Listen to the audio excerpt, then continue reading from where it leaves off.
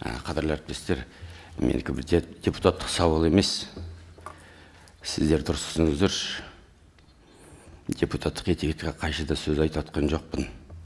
Мен сіздер түзеп болмаса күстанылап жатқаным да жоқ.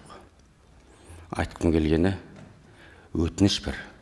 Жалпы қазақ тілінің мәселесі жайында. Осымен соңғы екінші отырыс.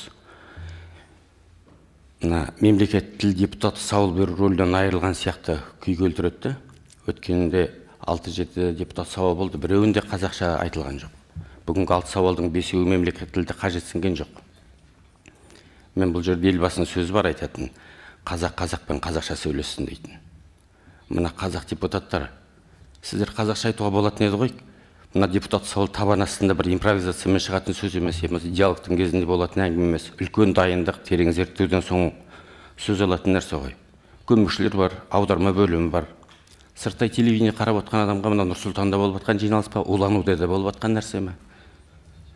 Түрлеріңіз қазақ, ауыздарыңыздан шыққан сөздің ешқайсысы да мемлекет тілде шығып жатқан жоқ. Енді қараңыздар ағайын. Жалпы қазақ тілінің Қазақстан Республикасынан басқа барар жер басар тау жоқ. Ол егер парламент қабырғасында өгей күй кешетін болса, басқа жерде күйі не болмақ? Өткен жолы Нұрлан Зайроллаевич, сіз бір керемет Микаэлдің сөз сөйлегеннен кейін соның сауалына мемлекет тілде сауал қойғанда соған жөндеп жауап бермеген чиновникті қазір орнына қойдыңыз да, елдің арасында қандай үлкен нәрсе болды. Елдің былайша айтқан кезде осы мәселеге байланысты ризашылығында шек болған жоқ. Енді мына жерде отырған кезде сіздер айып етпеңіздер, құрметті әріптестер. Енді қалай болады сонда? Дұрыс, енді қазақ емес, қазақша сөйлей алмайтын адамдарға ешқандай қинау жоқ. Енді сіздердің енді оған мүмкіндіктеріңіз бар ғой.